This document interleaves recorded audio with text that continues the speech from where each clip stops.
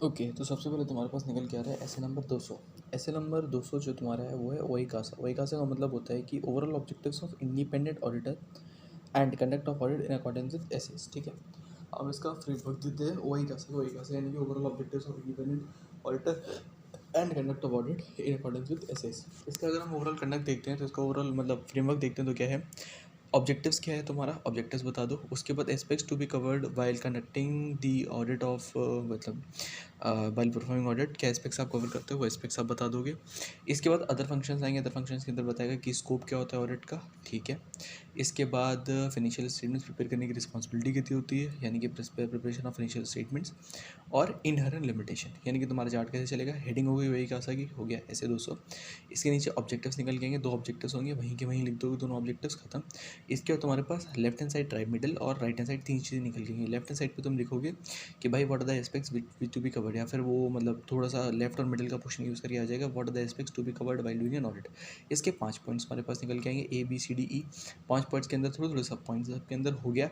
Right hand side पे जो space बचा है उसमें तुम क्या लिख दोगे कि तुम्हारे पास स्कोप ऑफ ऑडिट के छोटे छोटे 2 पॉइंट्स है।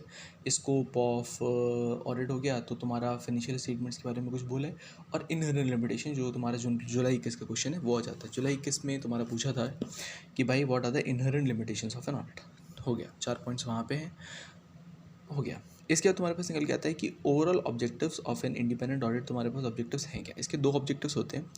पहला ऑब्जेक्टिव होता है कि to obtain reasonable assurance, to obtain reasonable assurance about whether the financial statements as a whole are free from material miss statement.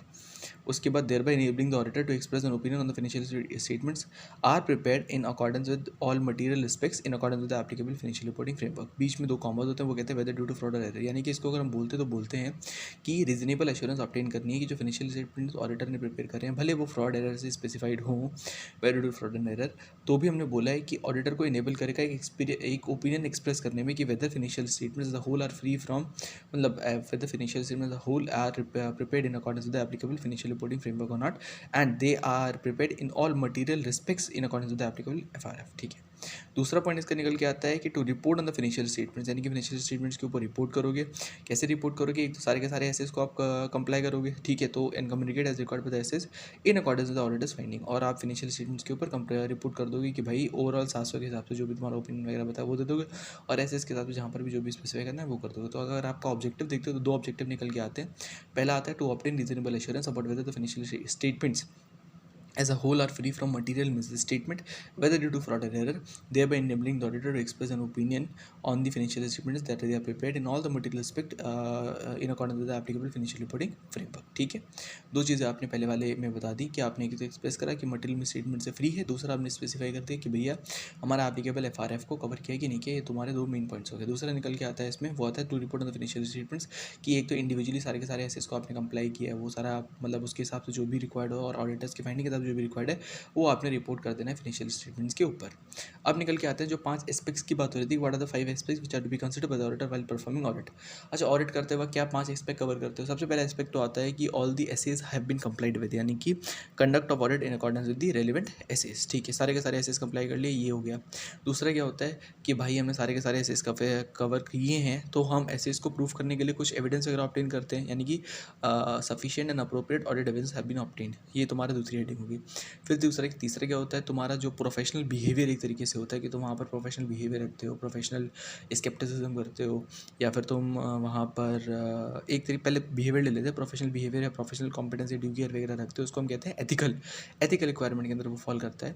तो इसके अंदर तुम्हें क्या करते हो, इंटीग्रिटी रखते हो, ऑब्जेक्टिविटी रखते हो, professional competence and due care maintain करके रखते हो, कॉन्फिडेंशियलिटी रखते हो, और प्रोफेशनल बिहेवियर रखते हो। साथ में इंडिपेंडेंस ऑफ माइंड और इंडिपेंडेंस ऑफ बिहेवियर दोनों मेंटेन करके चलते हो, अपीयरेंस वाला।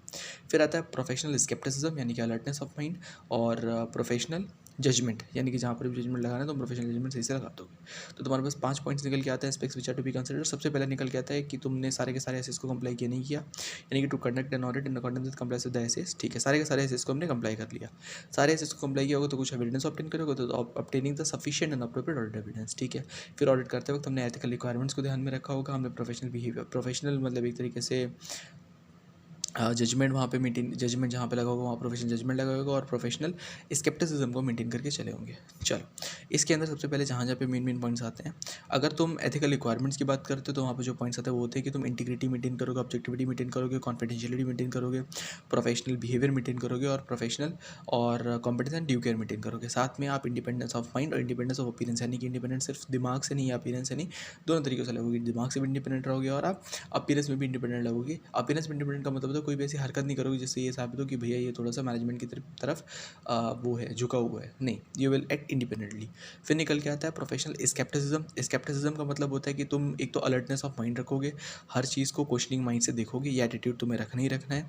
और अलर्टनेस किस किस रिस्पेक्ट में चाहिए होती है, तुम्हें कभी भी कोई भी चार चीज़ें मिलती है, जैसे कि क्वेश्चन, अगर तुम्हें कोई भी कॉन्ट्राडिक्टरी ऑडिट एविडेंस मिलता है तो, तुम्हें डॉक्यूमेंट की रिलायबिलिटी पे ऊपर क्वेश्चन होता है तो, तुम्हें कंडीशन मिलती हैं कि भाई को थोड़ा सा फ्रॉड हो सकता है, कहीं पे पैसा घुमाया हुआ है तो, या फिर कोई भी सरकमस्टेंस ऐसा दिखता है तो तुम उसके लिए थोड़ा सा ये अलर्टनेस के मतलब हो सकते हैं कि यहाँ पे तुम्हें थोड़ी सी अलर्टनेस रखनी पड़ेगी, क्वेश्चनिंग माइंड रखना पड़ेगा। ठीक है।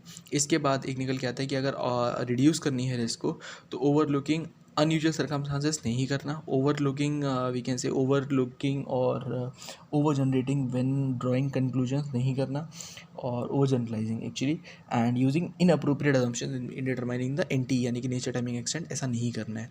ठीक है, इससे क्या हो जाएगी, तुम्हारी रिस्क बढ़ जाती है, तो ऐसा नहीं करना, ओवरलुक नहीं करना अनयूजुअल सर्कमस्टांस को, या ओवर जनरलाइज नहीं करना है जब कंक्लूजन्स को ड्रॉ कर रहे होगे, या फिर अप्रोप्रिएट असम्पशन रखने, इनअप्रोप्रिएट असम्पशन नहीं मेंटेन करने। फिर आता है प्रोफेशनल जजमेंट। जजमेंट तुम्हारा जो होगा वो तुम्हारा ट्रेनिंग के बेस पे, नॉलेज के बेस पर, एक्सपीरियंस के बेस पे होता है। ठीक है। इनफॉर्म्ड डिसीजन जब भी तुम करोगे थोड़ा सा ध्यान में रखना, किस किस चीज़ को भी ध्यान में रखोगे, मटीरियलिटी को ध्यान में रखोगे, ऑडिट की रिस्क को ध्यान में रखोगे, एंटी ऑफ ऑडिट प्रोसीजर को ध्यान में रखोगे, सफिशिएंसी और अप्रोप्रिएटनेस वगैरह में तुम्हारा लगता है या कंक्लूजन्स में लगता है, ऑडिट एविडेंस के जो भी है उसके बेसिस पे क्या कंक्लूजन निकालोगे, वहाँ प्रोफेशन लगता है, वो तुम्हारा डिपेंड करता है ट्रेनिंग, नॉलेज और एक्सपर्टाइज के ऊपर। सफिशिएंट और अप्रोप्रिएट ऑडिट एविडेंस ऑब्टेन करोगे। सफिशिएंसी का मतलब होता है क्वांटम की बात करता है, अप्रोप्रिएटनेस का मतलब क्वालिटी की बात करते हैं, दोनों इन्वर्सली प्रोपोर्शन होते हैं। ऐसे नंबर 500 के अंदर ये चीज़ पढ़ भी लोगे तो तुम्हें सफिशिएंसी भी मेंटेन करनी है, अप्रोप्रिएटनेस भी मेंटेन करनी है कि भाई तुम्हें इस हद तक ऑडिट एविडेंस लेना है कि तुम साबित कर सको कि तुम्हारी बात एकदम सही है, और इसके बेसिस पे कोई भी बंदा, तुम नहीं, कोई भी बंदा, कोई भी ऑडिटर है तो अपने एक रीजनेबल कंक्लूजन जो होता है वो अगर उस पर बेसिस पे ड्रॉ कर सकता है। उसके बाद तुम्हें ऐसे ऑब्टेन करना है सफिशिएंट और अप्रोप्रिएट ऑडिट एविडेंस तुम्हारा सफिशिएंटली अप्रोप्रिएट होना चाहिए, मतलब कि रिस्क ऑफ मटेरियल मिसस्टेटमेंट जो तुम्हारी है उससे वो एक तरीके से कम हो जाए, बहुत ज़्यादा कम हो जाए, नलीफाई होने की कगार पे आ जाए। उसके अंदर conduct of audit and compliance with authorises, सारे के सारे एसेस को तुम कंप्लाई करोगे तभी तुम ओवरऑल ऑब्जेक्टिव को अचीव कर पाओगे। अगर तुम्हारा कोई ऐसे रेलिवेंट नहीं है तो उसके लिए जो भी रेलिवेंट रिक्वायरमेंट है वो लगा दो, और अगर तुम किसी एचए का ऑब्जेक्टिव नहीं स्पेसिफाई कर पा रहे, नहीं मीट कर पा रहे, तो तुम ये नहीं करोगे it has been complied with. Comply with तभी लिखोगे जब उसको कंप्लाई कर लिया है। नहीं कंप्लाई कर पा रहे तो मॉडिफाइड ओपिनियन या विड्रॉल करना है ऑडिट से, तो उसको देख लेना कि मॉडिफाइड ओपिनियन देना है कि विड्रॉल करना है। अदर एक्सप्लेनेशन में स्कोप ऑफ ऑडिट के अंदर क्या आता है, स्कोप ऑफ ऑडिट का मतलब तुम financial statements are prepared as per the applicable financial reporting framework है कि नहीं, इस चीज़ को एग्जामिन करने जाते हो। और ये चीज़ है स्कोप ऑफ ऑडिट के अंदर, ये नहीं होता, तुम ये नहीं बताते हो कि भाई हमने ओपनिंग दे दी कि इट इज़ क्वालिफाइड या इट इज़ अनक्वालिफाइड, तो इसका मतलब ये हो गया कि भाई आगे ये सही चलता रहेगा। नहीं, तुम उसके कोई वो जिम्मेदार नहीं होते हो, you are not the person who is responsible, तो you can not assure the future viability of the entity not the efficiency और effectiveness of the management is conducting the affairs, that is the scope of audit. Scope of audit is actually related to कि financial statements are prepared as per the applicable financial reporting framework और not. फिर आता है preparation of financial statements, it is the responsibility of the management और दी दो charge with governance duty of the management. सिर्फ ये नहीं होती कि they will be preparing the financial statement, is also that accounting estimate जो भी तुम्हारे लगने होते हैं या फिर तुम्हारे कोई भी अकाउंटिंग पॉलिसी लगनी होती है वो अप्रोप्रिएट अकाउंटिंग पॉलिसीज़ को यूज़ करेंगे, लगाएंगे, और अकाउंटिंग एस्टीमेट जो भी यूज़ करने वाले हैं वो ठीक से यूज़ करेंगे। दो वर्ड्स यहाँ पे निकल के आते हैं, एक निकल के आता है कि it is the duty of the management and they will use the appropriate accounting estimates and the appropriate accounting policies. इसको ऑडिट में कि financial statements are prepared in the accordance with the financial reporting framework, ये तुम्हारा पहला point निकल के आता है। दूसरा निकल के आता है कि it is the auditor does not assure the future viability of the business.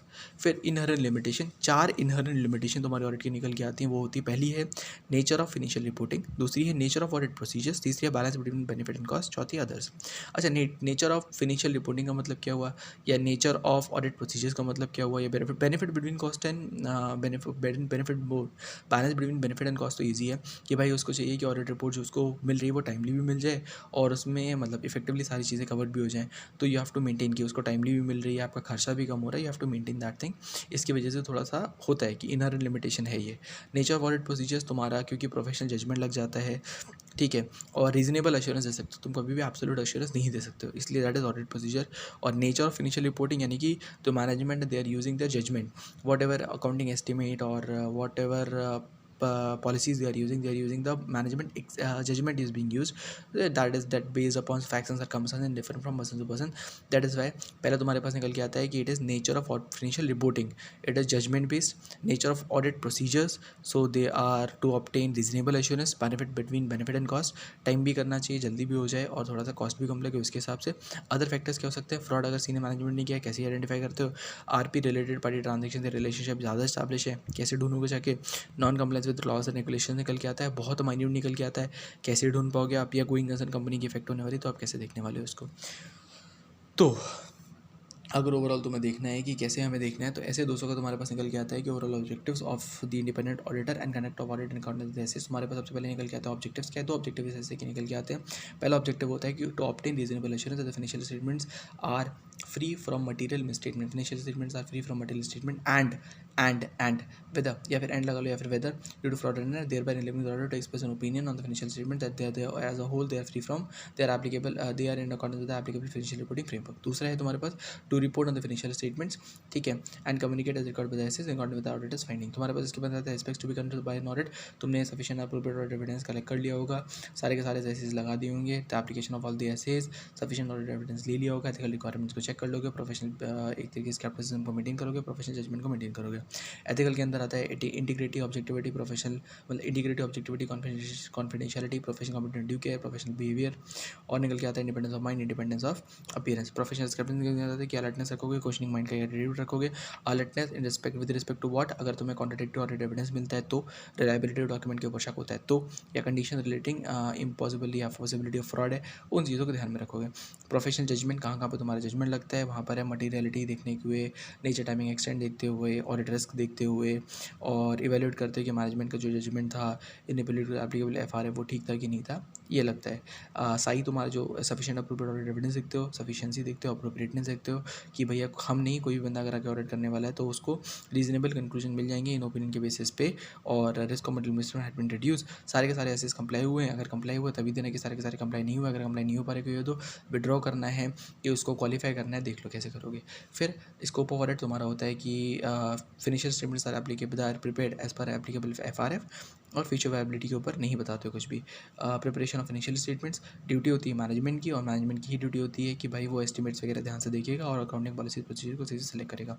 Internal limitation तुम्हारे 4 होते हैं। नेचर ऑफ फाइनेंशियल रिपोर्टिंग तुम्हारा पहला इंटरनल लिमिटेशन होता है, नेचर ऑफ ऑडिट प्रोसीजर दूसरा होता है, balance between cost and balance between benefit and cost तीसरा होता है, अदर्स के अंदर फ्रॉड आता है, आरपी रिलेटेड पार्टी ट्रांजेक्शन आते हैं, non compliance with laws and regulation आ जाता है, और कोई नजर आ जाता है। That's all.